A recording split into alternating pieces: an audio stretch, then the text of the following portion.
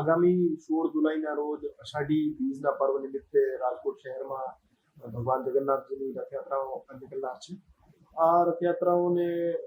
ધ્યાને લઈ માનનીય સીપી સર વિજેશકુમાર ઝા સર અને એડિશનલ સીપી સર ચૈતન્ય મંડલિક સરના માર્ગદર્શન હેઠળ રાજકોટ શહેર પોલીસ દ્વારા તમામ પ્રકારની તૈયારીઓ પૂર્ણ કરી લેવામાં આવેલ છે.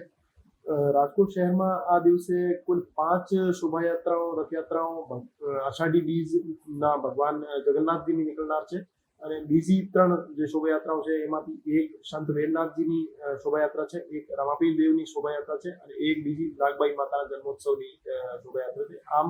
કુલ 5 રથયાત્રા અને 3 બીજી શોભાયાત્રાઓ રાજકોટ શહેરમાં નીકળનાર છે. આ તમામ આયોજનને ધ્યાને લઈને રાજકોટ શહેરના તમામ પોલીસ સ્ટેશન દ્વારા એરિયા ડોમિનેશનની કાર્યવાહી અને કોમ્બિંગની કાર્યવાહી કરી લેવામાં આવેલ છે અને આની સાથે સાથે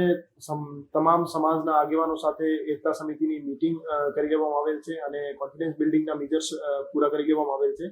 અને પોલીસ સ્ટેશન વિસ્તારમાં જે પણ એન્ટી સોશિયલ એલિમેન્ટ છે એમના વિરુદ્ધ જે પણ પ્રિવેન્ટિવ એક્શન્સ લેવાના થાય છે એ લેવાની કાર્યવાહી અત્યારે ચાલુ છે. આની સાથે સાથે અમારી સાયબર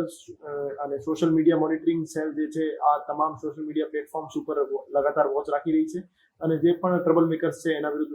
એક્શન્સ લઈ રહી છે. આની સાથે સાથે ક્રાઇમની ટીમો અને એસઓજીની ટીમો પણ કોઈ પણ પ્રકારનો અનિચ્છનીય બનાવ ના બને એના માટે પ્રયાસરત છે અને તમામ બંદોબસ્તની વાત કરીએ તો બંદોબસ્તના સ્કેલમાં એક ડીઆઈજીપી શ્રીના માર્ગદર્શન હેઠળ 4 ડીસીપી શ્રી,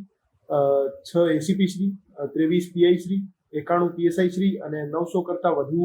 પોલીસ કર્મીઓ તૈનાત રહેવાના છે અને હોમગાર્ડ, એસઆરપી, ટીઆરબી મળીને કુલ 1800 કરતાં વધારે જવાનોનો પોલીસ બંદોબસ્ત આ રથયાત્રાના દિવસે તૈનાત રહેનાર છે અને હું તમામ રાજકોટ શહેરવાસીઓને અષાઢી બીજ પર્વ નિમિત્તે ખૂબ ખૂબ શુભેચ્છાઓ પાઠવું છું અને અમે કોન્ફિડન્ટ છીએ કે આ શાંતિપૂર્ણ માહોલમાં રથયાત્રાનો કાર્યક્રમ પૂર્ણ થશે.